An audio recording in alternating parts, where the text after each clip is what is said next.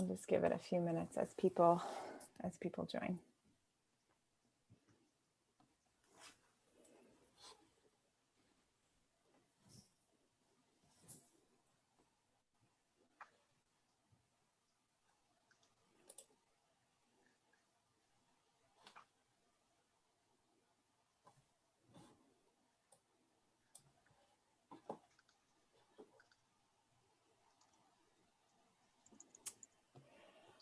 All right.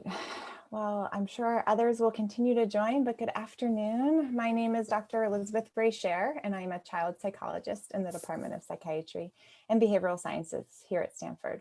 I direct our Pediatric Anxiety and Traumatic Stress Clinic and co-direct the Stanford Parenting Center with Dr. Mari Kurahashi.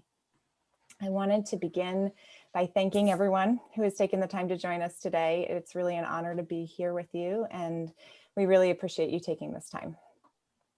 So before we get started, I just want to bring attention to the CME slide that's here on our screen. So those of you who are part of our School of Medicine community, our CME colleagues have worked really hard within a short time frame to make webinars like this one eligible for CME credit. So instructions of how to receive that CME credit are listed here, and then will be presented again at the end of the presentation today. Next slide, please. So today's webinar is the second in our Fall Positive Parenting During COVID-19 series, hosted by our department and spotlighting some of the incredible members of our Stanford Parenting Center team. We have an additional webinar planned for January that's listed here on the left side of your screen on the topic of screen time, how our ideas of screen time are shifting, and what to know about how to manage some of the challenges we are all, as parents and caregivers, facing on this topic. For those of you who are new to our webinar series and joining us for the very first time, welcome. And please note that our webinars are all recorded and available on our website that's listed here at the bottom of your screen. And then we'll be also following up in an email shortly after today's webinar with this information as well. In addition, we have an exciting new offering that we wanted to share with you, which we are calling our Positive Parenting Consultation Groups. And these are small groups designed to build on the information provided during our webinars and provide additional education and scientifically based tools to support your child or adolescent. We're currently recruiting for our Pediatric Anxiety and Stress group that is going to be beginning in January. And we're going to be organizing additional groups in the upcoming months based on interest. So if this is something that's of interest to you, or the idea of upcoming groups and with different topics, please definitely look out for that email today. Following our webinar, and you can apply to learn more about what groups we have in the future. Next slide, please. So let me just reiterate, for those of you who have just more recently joined us, a warm welcome to everyone, and a welcome to today's webinar, Pandemic Classroom Stress Supporting Caregivers. The emergence of the COVID-19 crisis has had a sudden and profound effect on families across the country. Since March, this crisis has shifted from a focus on short-term stressors to long-term fears and uncertainties, and caregivers are reporting a substantial impact on their own mental health and that of their children. Our world has really undergone tremendous change this year and continues to do so, and we have all been forced to reimagine our roles and do things differently. Distance or remote learning or hybrid learning is just one of the multitude of changes that families have faced, as these learning models have become the norm for many children and will continue to be this way for many through the end of this academic year. Not only has this contributed to dramatic changes to the way that children are learning, but caregivers have also had to quickly adapt and support their children and adolescents in this process. As a result, it is more important than ever that we bring our attention to the emotional health and well-being of our families. And supporting caregivers in this ever-changing world of remote and hybrid learning is just one step in that direction. So caregivers, your efforts are not unnoticed. We see you, we commend you for all that you have done and continue to do. And we hope that today's webinar provides a boost in your confidence by offering some additional tools to continue this journey. So this afternoon, we are so fortunate to have Drs. Victoria Cosgrove and Kristene Hossapian with us today. They will be bringing attention to very important strategies that can be helpful in supporting learning at home and the ongoing changes that are to come or going on right now, as well as ways to cope and manage as a family during this acute time and beyond. Dr. Cosgrove is a clinical associate professor and child psychologist in the Department of Psychiatry's General Clinic.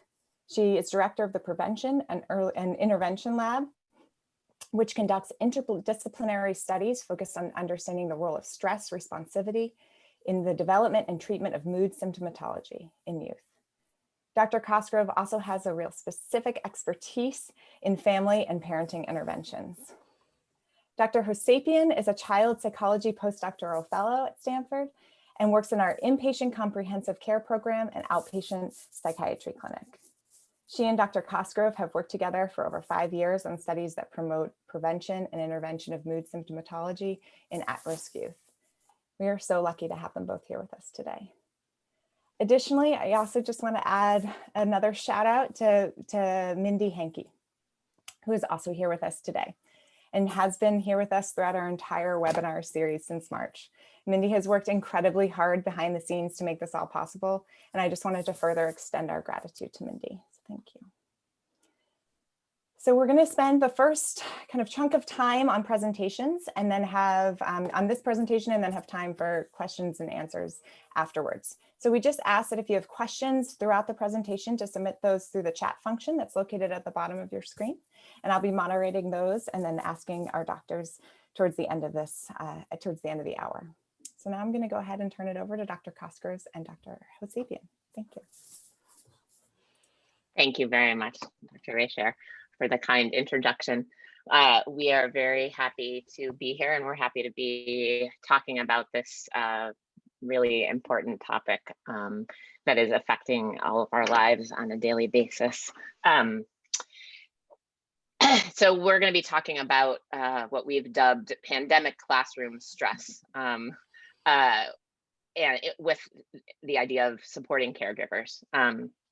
And broadly, our overall goals are, number one, dovetailing back to what Dr. Reichert just said, to recognize and acknowledge the truly stressful nature of this time for parents and caregivers and learners, and really see you and maybe provide one or two tools that you might be able to walk away with after you listen to what we have to say. So we're going to divide our talk a bit into two different broad areas. One, creating an effective pandemic classroom, talking about consistent schedules, screen time guidelines and breaks, school and play stations, opportunities for socialization, and then talking about parenting during a global pandemic. So addressing outbursts associated with school-related stress and self-care strategies.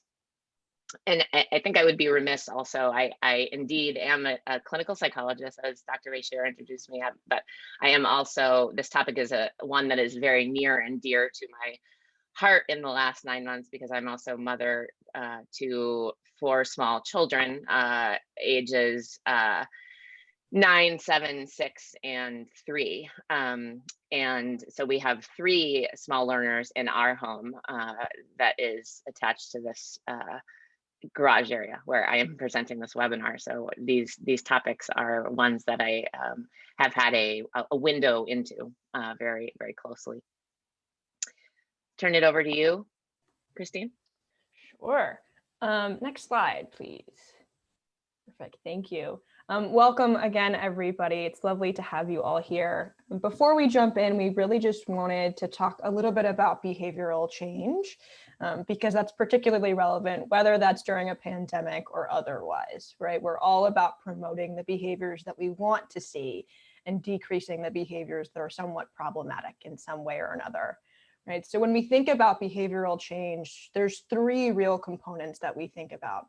So antecedents, the physical behavior itself, and the consequences of that behavior. So put very simply, it's the ABCs of behavior. So we can break this down a little bit. So thinking about the antecedents of behaviors, So that's things like prompts, instructions, your tone of voice, gestures, allowing choice, all of those things fall within that category.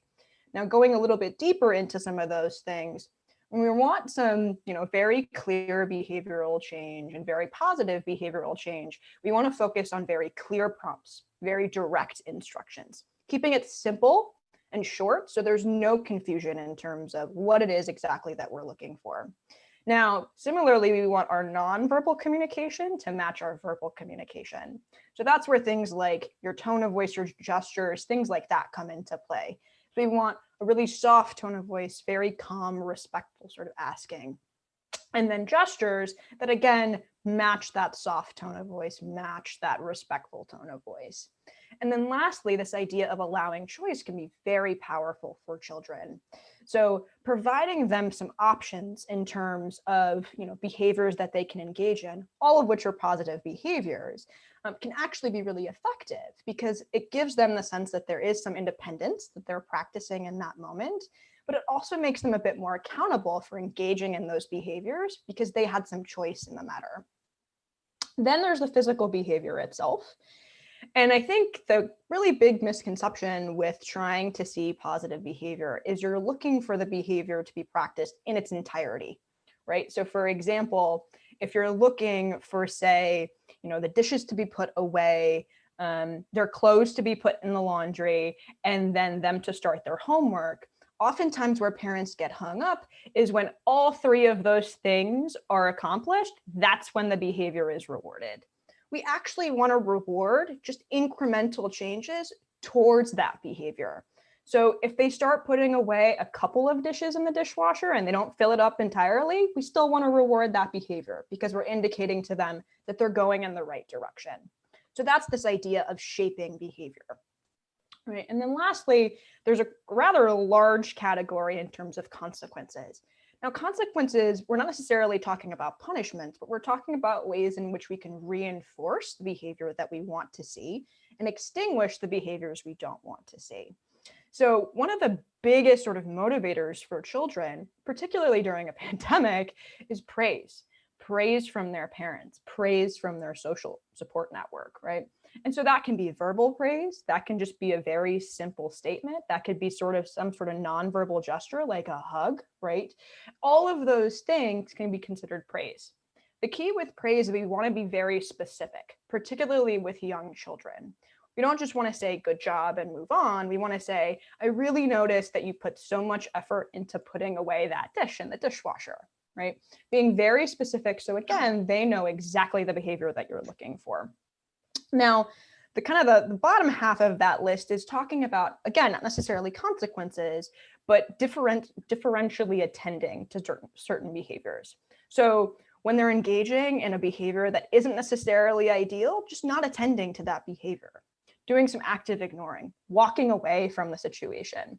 Now, you could go as far as, say, losing a privilege like screen time, right? If the behavior really does become even more problematic, right? But regardless of all of that, we really want to highlight what is the positive opposite behavior that you want them to engage in, right? Instead of just saying, don't do that, we want to say, well, instead of, leaving your clothes on the floor, I'd really appreciate it if you put them in the hamper.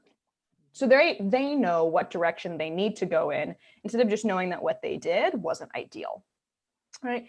And lastly, there's this idea of point systems. Point systems can get rather complex, but put very simply, it's just a more structured reward system for engaging in appropriate behaviors, right? So, after every time you load the dishwasher, you get a point. If you get 5 points, then you get to choose, your favorite jar of bubbles from our treasure chest. Whatever it might be. It could be something very simple. The key with point systems is just making sure that they're realistic and actually something that you can maintain over a long period of time.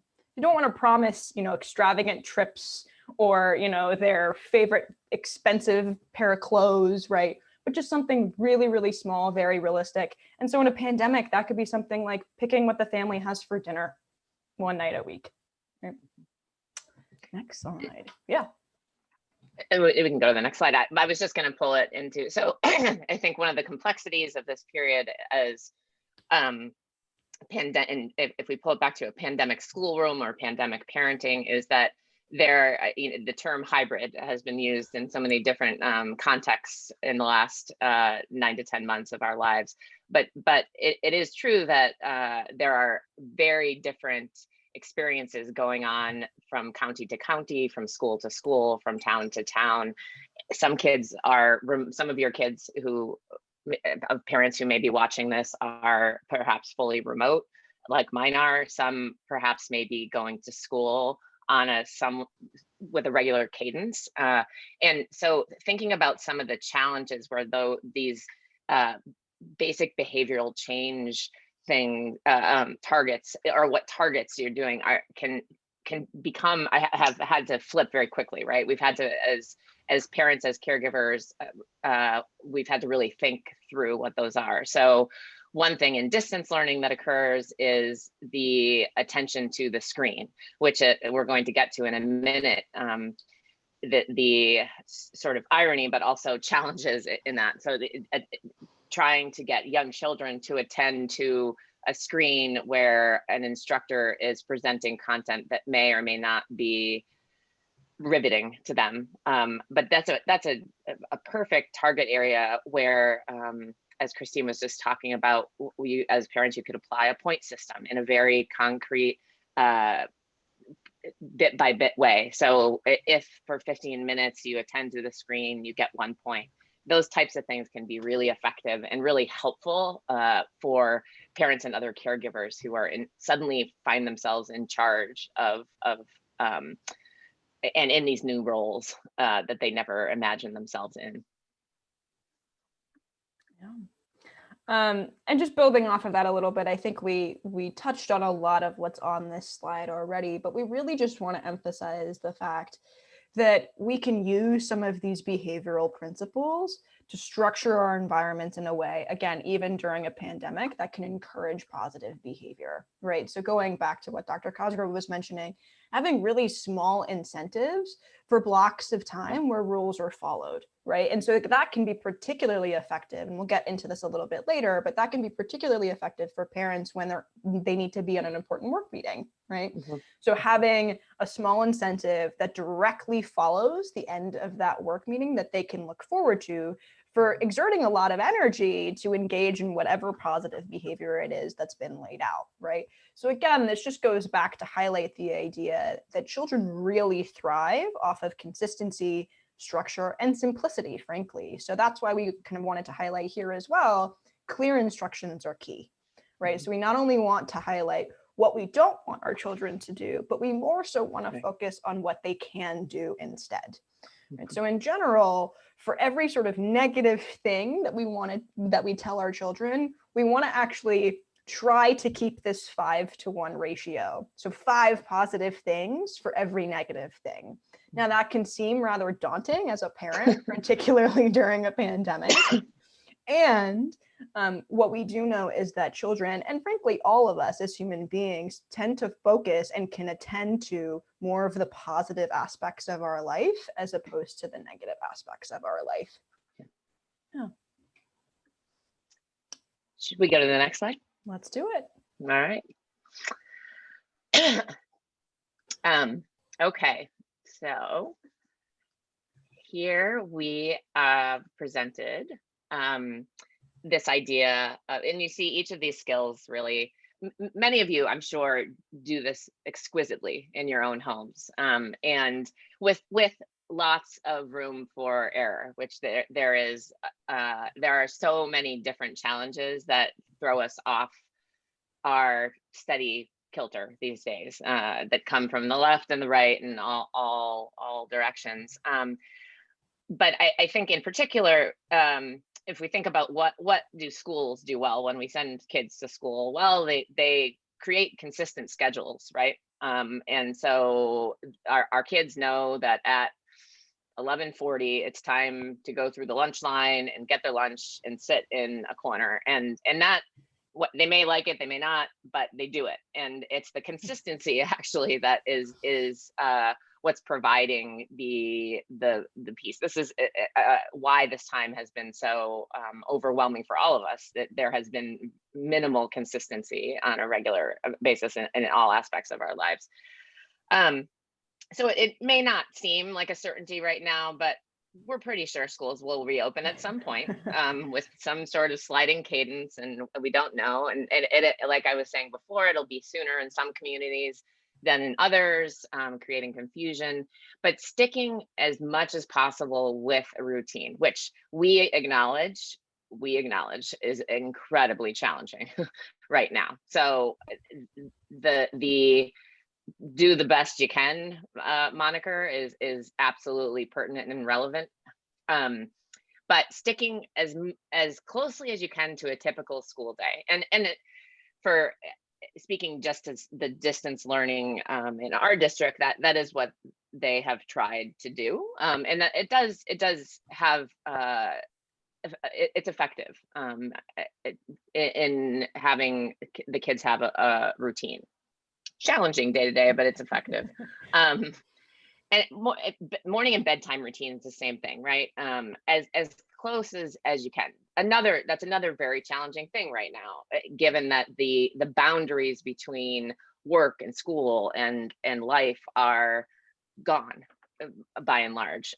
So creating artificial boundaries, even that, at the end of a school day, perhaps it's time for a walk around the block with the dog to really demarcate, stick a pole in the sand that's the end of the school day, if that's a possibility for your family. So you're creating a daily schedule that's structured for your family, for your children, for your work life.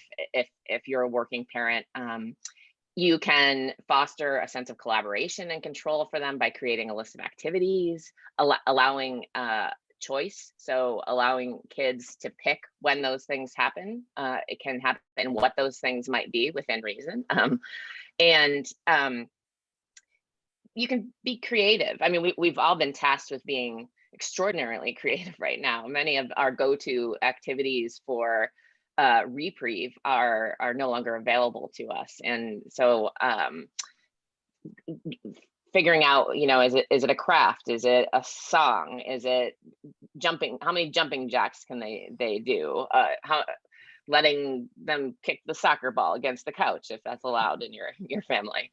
It's now allowed in ours. And if there is more than one adult at home or working from home, a lot of upfront coordination of schedules as best as you can to tag team monitoring your children's schedule when needed is it's going to help you. It's going to be potentially painful at the outset and really help you in the long run as a unit, whoever is part of that unit. Next slide. So screen time is obviously a very big issue during the pandemic, since our world has turned to an entirely virtual platform. So really the question is, how do we manage all of this, particularly when it comes to our children? Well, the key is really balance, and it's this kind of evasive sort of term. And so what does that exactly mean, right? Well, if we look at it from a research perspective, the American Academy of Pediatrics actually does recommend setting screen time limits. But how do we do that? Well, for starters, we can start rather small, and we can just start with where are devices allowed in the house and where are they not, right? So for instance, not having devices in the bedroom can be really helpful. Now, granted, a lot of bedrooms have turned into schoolrooms, right, during a pandemic. But having, say, their schoolwork in their bedroom as opposed to having their recreational iPad, out in the living room, that can be a difference. That can be a change that we can see during a pandemic.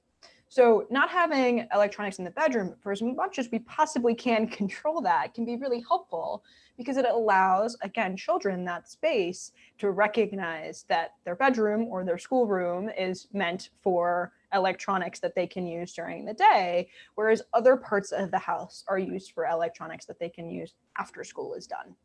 So it gives them that sort of separation.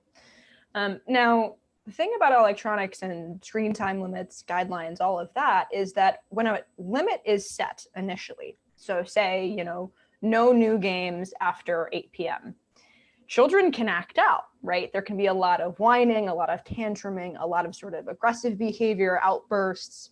And so oftentimes what we see is we actually see behavior get worse, unfortunately, before it gets better. So this is something that we refer to as an extinction burst. And you can see that on the right-hand side of this slide, is that really you see a drastic increase in that same whining, tantruming, the outbursts before you actually see a decrease in those behaviors. Now, why is that the case? Well, for starters, it's possible that that whining, that tantruming, those outbursts got them what they wanted previously, right? So they're going to try to engage in those same behaviors to see if they can get that screen time later than 8 p.m., right? Now, here's the trick, and here's the problem, and the real big difficulty as a parent. Oftentimes where we see some challenges is when parents give in to the increased whining, the increased tantruming, the increased outbursts. Because what that does is it sends a message to our children, right, that if they elevate and sort of escalate the severity of their tantrum, the severity of their outburst, that means that they'll get what eventually they want, right? So it's actually almost encouraging the increased tantruming, right? So the unfortunate part during all of this is, as parents, we have to sort of endure the behavior getting worse before it gets better. And so this is where it's really helpful to have the other partner in the household, to have another sort of social support in the household, maintain that limit with you, right? Because this can be a really challenging time. Now, in terms of getting into the nitty-gritty of, clear limits.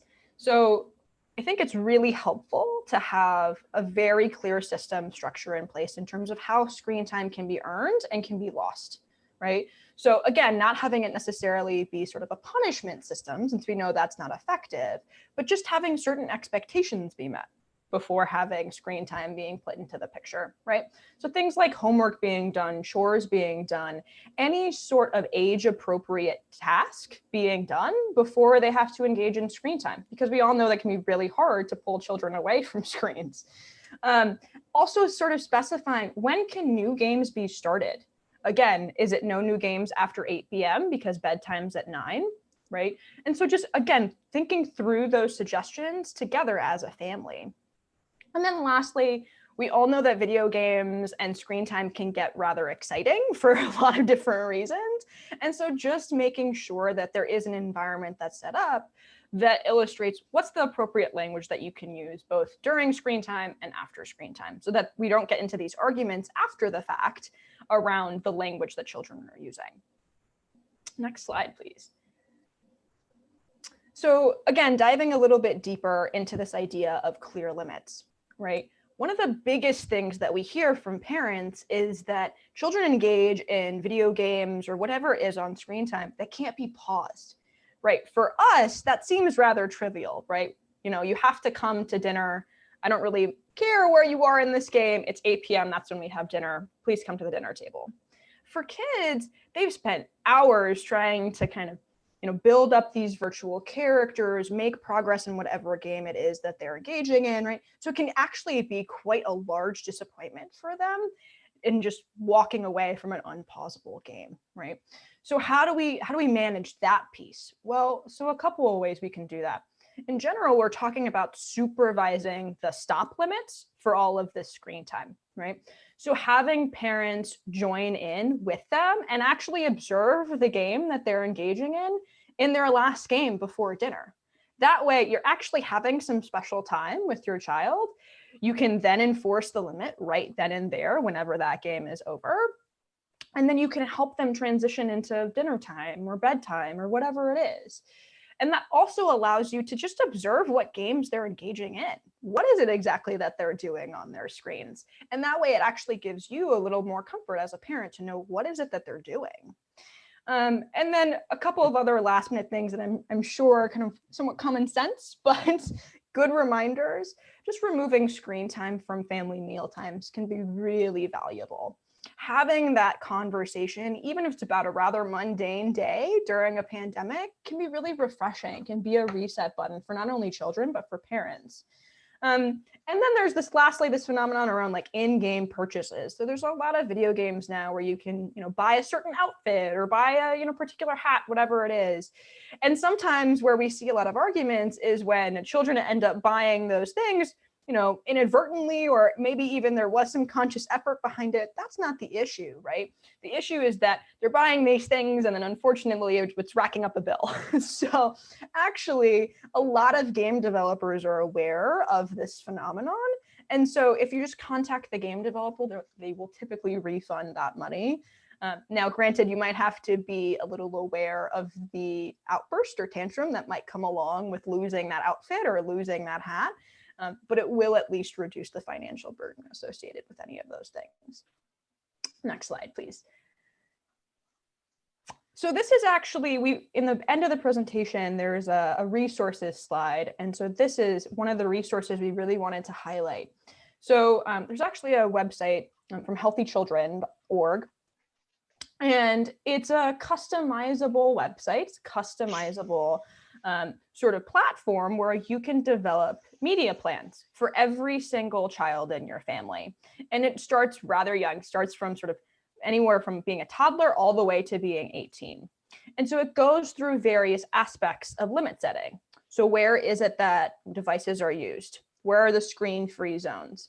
When are devices, expected to be put away before bedtime? And it just really nicely goes through each of the things to consider when it comes to screen time limits.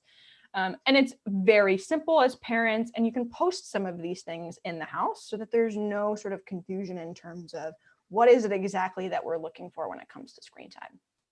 Yeah. Next slide. And just, there are some excellent comments that Dr. Reichert is going to navigate when we get into conversation about the differences across, and this slide also illustrates it, the differences in developmental ages or developmental periods, and what this means, and the fact that pre-COVID, many of us, many parents felt like, well, I've got my limits and this is what our family does with screen time. And that just all went out the window, flying 100 miles behind us, right? Because school right in March, right, school became screens, and that became a necessity. And so many of the questions that folks are asking, and we will discuss this because it's a really interesting topic, and frankly quite confusing with not one right answer, is how much is too much. And so if the incentive is screen and school is screen, what's the right answer? And that's very difficult as a parent to navigate right now. And the reality also is that this is also a very unusual time and during unusual times, unusual rules and behaviors need to happen, right? So if you are a working parent, or if you are a parent who needs a break, and then putting a child on a screen, allowing them to, it is often a very creative and good, healthy way for you to take self-care time, which we'll talk about in a bit. So these are very iterative guidelines, right? Like and need to be individually applied to each case scenario. There was never one right answer, but if there's ever a time where there's not one right answer, it's now. So next slide. All right, my favorite, pandemic classroom guidelines. So I think we've all, whenever anyone presents something about distance learning or hybrid learning on the media, folks are always smiling. And I would imagine that many listeners who are parents may have experiences where they may, in their own household, folks may not be smiling from time to time, and that it's incredibly challenging. I do want to start with that. It didn't seem appropriate to put pictures of a bedroom / classroom filled with young school kids or teenage school kids who are in a dark bedroom on their screen trying to attend 8th grade or 9th grade, with parents trying to figure out what they're doing and whether they're doing what they need to do. While we can't fix all ills, what we can do is provide and offer some just guidelines, right? So the whole idea here is dovetails back to what Dr. Hossapian was saying at the beginning about the positive, like focusing on the positive behaviors. So what do you want to see happen as a parent, as a caregiver, whoever you are?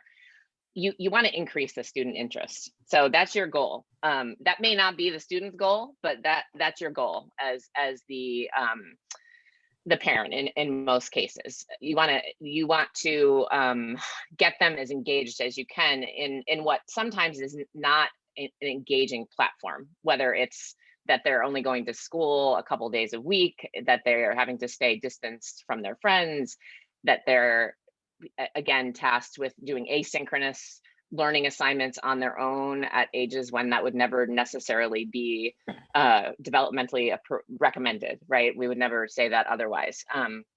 So it's commonly agreed that interest in learning is one of the most important factors influencing their academic or kids' academic performance, right? How do you get kids to read, to learn how to read? You try to get them excited about books, right?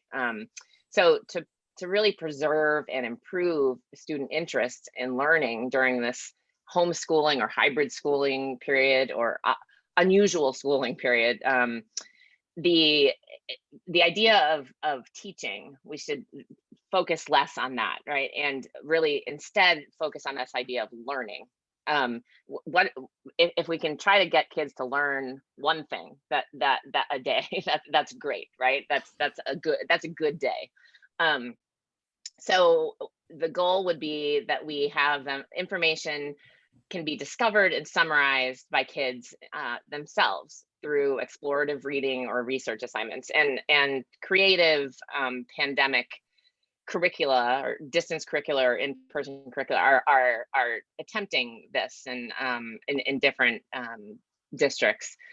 It's a great idea for to hone in as the if you're the person in charge of the pandemic classroom, to hone in on assignments that are designed to be associated with real life, to really make use of the full home environment. So instead of live or recorded broadcasts or watching things that have already occurred, you can engage in experiments, right? Doing things.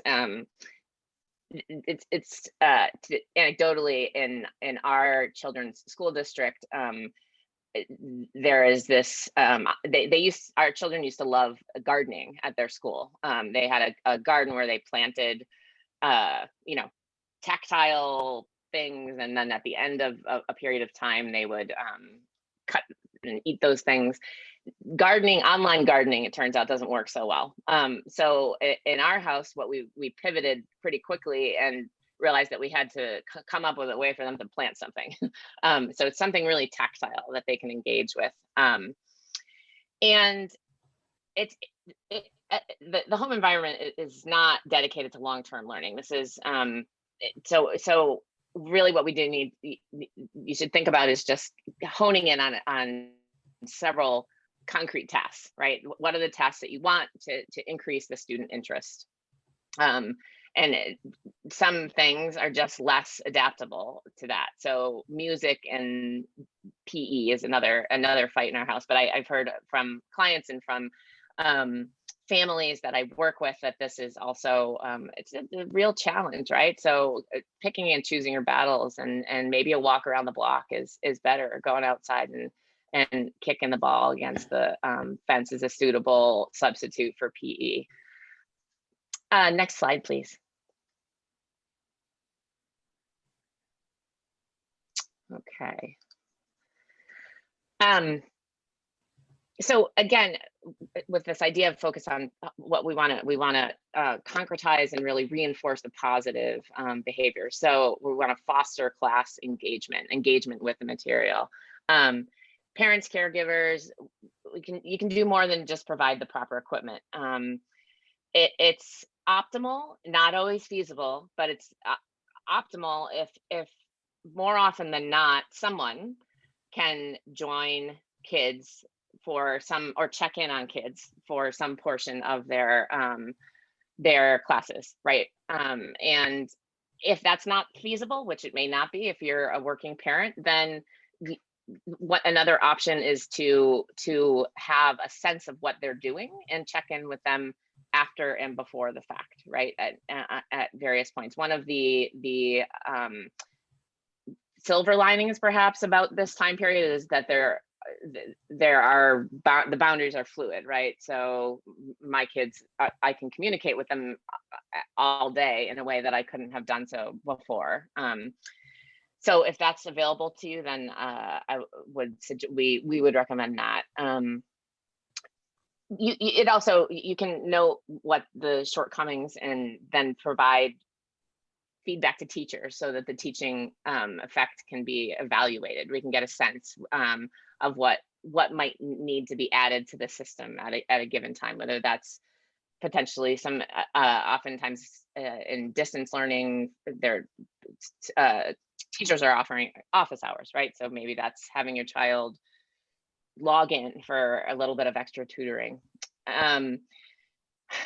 We really want, again, kids to take agency over their own behavior. So telling kids what to do is something we're good at doing as parents, but also just setting the example of what that means in your household, and with regard to participation in classes with school, and what the expectation is, and what that looks like. The going to school rhythm can be continued, although it's not going to be smooth, right? There are going to be days where it's interrupted and it's messy. Next slide, please. And we're going to talk briefly about self-care, but just to wrap up, pandemic classroom guidelines, outdoor time is really important. I think one really challenging thing, if you do have kids in entirely distance learning, they're often tasked with being on these devices, which by definition really means that they will often be inside. So encouraging as much outdoor time. When they are on devices, encouraging them to try to sit properly, just so that they don't develop pain. Getting some kind of sleep is really important, and developing hobbies.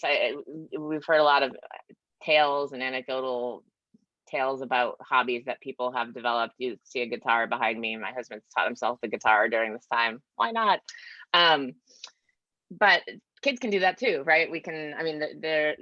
They may get very excited. Teenagers might get excited if they're able to engage in a new activity. Dr. Hossapian, you want to take over? Sure. Next slide, please. Yeah, so just building off of what Dr. Cosgrove mentioned, we really want, even within the context of a pandemic, even within the context of social distancing, we really still want as many opportunities for socialization for our children as possible, right? So unfortunately, within this world, that means a lot more virtual screen time, right?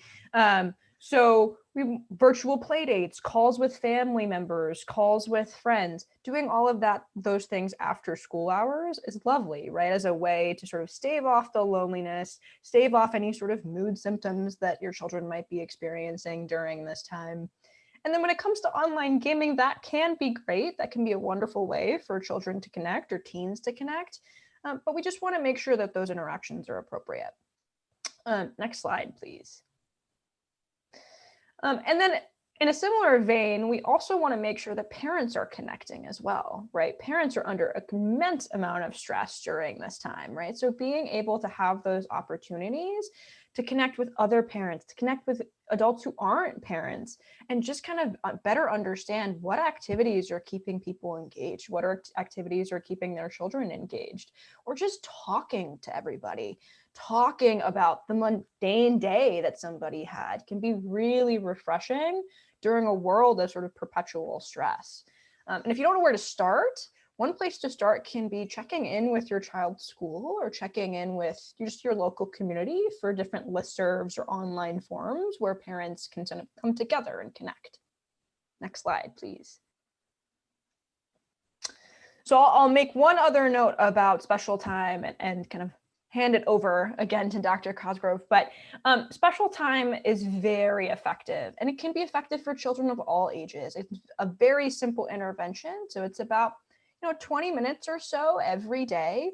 You pick a consistent time every day. Typically that ends up happening at the end of our days as a way to decompress, but it's a way for children and parents to connect. And so in terms of this special time, we really just want it to be something that your child picks to do, right? So try to tend to avoid video games or something virtual. Try to pick up a new hobby in this time. Try to make your favorite cookie recipe. Try to listen to the new song that they just figured out how to play on the guitar. Try to go look at your garden and plant a new plant or whatever it is, right? But just have that time between parents and children to interact and have that time be sacred. And as parents, just giving your child your full attention during a really stressful time can mean volumes to them, right? And just being able to observe what they're doing, make comments about what they're doing. Try not to ask too many questions, right? We don't want to make them feel like they're, in some sort of inquisition, right? But we do want to illustrate to them that we care and we have an interest in what they're doing, regardless of what's going on in the world. Next slide, please. So we're aware that we're going to run out of time, so we will relatively quickly talk through some of these really important topics that we could truly have an entire webinar about. But this, to Dr. Hossapian's point, this is an unprecedented amounts of stress that we've all been dealing with on a daily basis. So the goal here is not, there's no way to get rid of that. There will be stress, there will be triggers, but it is a chance to just on a small level try to increase positive everyday communication in a via casual conversation about daily life. When you notice your tone going up, deliberately taking it down or taking yourself out of the situation to if that's not a possibility or not open to you at that point. And just observing as a family or as parents what triggers increase conflict, right? Is it that your child is on the screen? Is it that it could be a number of different things, right? Any number of different things right now. And there's so much exhaustion. We're all exhausted. So really paying attention, the kids are exhausted too, to when that exhaustion, what the pattern and rhythm of that exhaustion would be. Next slide, please. So again, in the spirit of maintaining healthy relationships and trying to get through this, trying to really be assertive with what you need rather than aggressive. There's a difference there, and trying to model that for your kids. Back to the triggers, beware of escalation traps, right? What's gonna send the whole system flying. And if you can predict right now is not the time to have this conversation, table it, because you can have it later. And later might include collaborative problem solving, encouraging people to share their ideas, whether your kids are young, teenagers, old, et cetera, et cetera. And we, on the slides, there are some tips to do that. Next slide, please. So we could spend a long time talking about this, but we very thoughtfully designed this first slide to really highlight that self-care right now is sometimes just about showering, getting dressed, maybe making your bed if you're a bed maker, eating something, trying to hear others around you, hear yourself, what's going on with you, and of course hand washing. We can't throw that in there as well. But we're really down to the basics, right? On some days are really quite hard, it's difficult. We've listed here some ways to manage stress that people recommend. some of these work better than others, right? So mindfulness, meditation, relaxation, deep breathing, exercise, all of these things, they may resonate with you, they may not, but sometimes it might just be as simple as taking a hot shower, and shifting. Next slide, please. So just adding to what Dr. Cosgrove mentioned, I think, again, I mentioned earlier this idea of balance. I think that definitely plays into this idea of self-care. So really the key here is just being realistic and being okay with doing things well enough, especially during a period of really high stress, right? So thinking about, how are you spending your time outside of work? Is it engaging in sort of unnecessary chores? Table those things, right? Mhm. Table those things. Instead, figure out what your priorities are. If it's family time, it's friend time, connection time, spend your non-work time doing those things, right? So think about ways that things can be delayed. And then we really want to also communicate those things to our employers, right? We want to negotiate work hours if we can. We want to reduce any sort of unnecessary commitments that we might have. Now, granted, that could be something really risky for parents, right? So if that's the case, see if you can ask for extra time. This is really a period of grace for both ourselves and for our family units as a whole. So we really just want to be as open and honest as we possibly can so we can pull on our support, and whether that be within a work environment or within your family. Next slide, please. And so again, just for your own mental sanity as parents, as employees, right? Having a really clear work time and space, right? Having rules around how is it that children can interrupt you if they really need help? What does that look like? Playing that out, role playing that, right? And really setting aside a space that's very consistent in which you can work, right? So if it's possible, make sure that you're not moving your computer from your kitchen to your living room to your dining room, and just stay put in one place. Mentally, we know that we like consistency even as adults. And so being able to leave a physical space and transition into family time can be really lovely. Next slide, please. And so again, just to really hammer it home, please take breaks. We all deserve breaks, right? And so not only from a concentration and focus perspective, but if we're spending about 20 or 30 minutes on work, those 5-minute breaks that we take in between can be spent as family time. Go check in on what assignment your child just did over virtual learning. See if they have an issue that you can resolve, right? And then at the end of your day, have some way to transition, have some way to decompress. And we're not talking about some extravagant routine, right? We're not talking about going on an hour-long run and no one's there to watch the children. It could be something as simple as turn off your computer, write down what you have to do the next day, and then go inside. But just do those things in the same order. Try to build in some consistency and some structure for yourself. And now those work thoughts are definitely going to creep in, and that's okay. But acknowledging those thoughts and then not repressing those things because they'll bubble up to the surface with your family, acknowledging the thoughts, letting them be a thought, and then re-engaging with your family. Next slide, please. So we really just wanted to end on something that we found incredibly important, pandemic or not, but particularly during stress, particularly during this period of incredible uncertainty, and that's validation, right? We understand that there are so many different emotions that people are experiencing during this pandemic: worry, anger, stress, fatigue, disappointment, anything and everything under the sun. And so it's really important to acknowledge and validate not only your experience as a parent, but your children's experience. Sure, there's not a lot that we can do about it right now, right? There's not a lot that we have in our control, but just being there, being someone to listen to their concerns, right, can be very powerful. You don't necessarily need to agree with their experience, but just being someone who's supportive to them can be lovely. And really being aware, it's a really quick tip, but we always like to say this to parents. Try to be aware of the amount of times that you say "but" in a sentence. That can be really invalidating as a parent, right? I know you're really stressed, but there's nothing we can do about it. That comes off very differently than I know you're really stressed and there's nothing we can do about it, and I'm still here to listen. It's a small change, but can be a really quite powerful intervention just to say, I hear your pain, I understand your stress, and let's keep talking. Right? Yeah.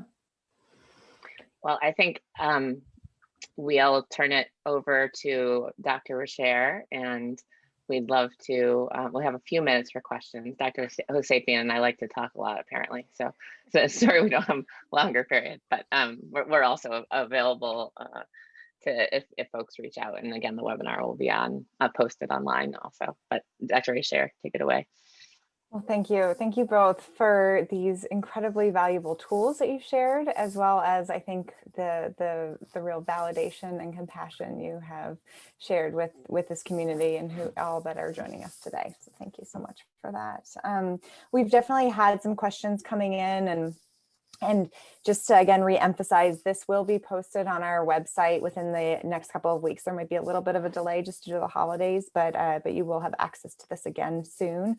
And in our follow-up email, we'll try to share some of the tools as well that were identified here, as well as the resources. One of the common questions that seem to continue to come up here in the chat was really kind of thinking about teenagers and how teenagers have been adjusting in this process and kind of continuing to develop or realize their agency over things, and how a lot of these strategies maybe have worked initially, but some caregivers are feeling as if they're not really working that well anymore. And if you have any other specific advice for caregivers of teenagers. Dr. Hossapian, do you want to start? I know right now your work is almost exclusively with teenagers. Yes. Yeah. So this is a question that actually hits very close to home. I love working with this population, and I want to acknowledge it's far more challenging during a pandemic. So yes, I think it's very possible, right? And it's very realistic, especially 9 months into a pandemic, the things that we've tried just are wearing out. We're not working, right? So I think with teenagers, the real key here is they're at a developmental stage where they really want independence. They want autonomy. They want to be able to feel like they have some choice, some control. We all do during a pandemic, right? So I think where it comes down to trying things that aren't working, bring your teenager into those conversations. Have a really frank discussion around, hey, what do you think is working? What isn't working? Yeah. And here are some choices that I thought of. Do you have any ideas in terms of other choices we can incorporate into your schedule? Where do you want those things plugged into your schedule, right? So within reason, as a parent, provide them choice, but then give them the autonomy to incorporate those things into their schedule as they see fit. So I think boiling all of this down to just choice and independence and collaboration, it's really helpful not only during a pandemic, but for their longer development in terms of going into college and being able to make those independent choices themselves. Yeah, I echo everything you said. I think, as with young children, as a parent, you're often aware of what they're being tasked by necessity of what they're being tasked to do in a school environment, whereas the whole goal as children progress through educational environments is to start doing those things for themselves. That would be the idea. And therefore parents are not as aware. And oftentimes kids can tell you why it's not working. The parents of teenagers may have an idea, but they may be quite off base, right? It may be that what they're being tasked to do is preposterous, right? It may not be something that is reasonable, and they maybe can tell you that. But yeah, I think one of the particularly challenging parts of this time is that we're having, of course, things that worked 9 months ago aren't working, and we have to kind of keep reinventing ourselves and the wheel, and it's just truly exhausting, very exhausting. Thank you for that. I think in our last minute here, just if there are any guidance around how to manage kind of multiple ages at home, kind of multiple learners, and also within a small space, and if there's any suggestions of how to do that. Yes, definitely. Use your resources is pretty much the bottom line to that. So this is where tag team parenting really comes into play here. Not only tag team parenting, but as much as you can, pull in the support of your extended social network, right? So whether that means, having a virtual play date for one child while you're able to attend to the other 2 or 3 in the room, use different modalities, use your resources, pull in the people who you do have access to during a pandemic, and bring them in during that time when you have multiple children, right? And use the different mediums you have, use the virtual platform, go outside, stay in your room, whatever it is. So just use your resources. Thank you. Yeah. All right, I'm recognizing we're at the end of the hour, and so I want to be respectful of everyone's time during this busy and different holiday season. So thank you to Drs. Hossapian and Cosgrove. We will be following up with an email later today, so look out for that, and please don't hesitate to reach out to us with additional questions as they arise. Thank you to everyone who's joined us today, and happy and safe holidays. Thank you. Thank you, everyone.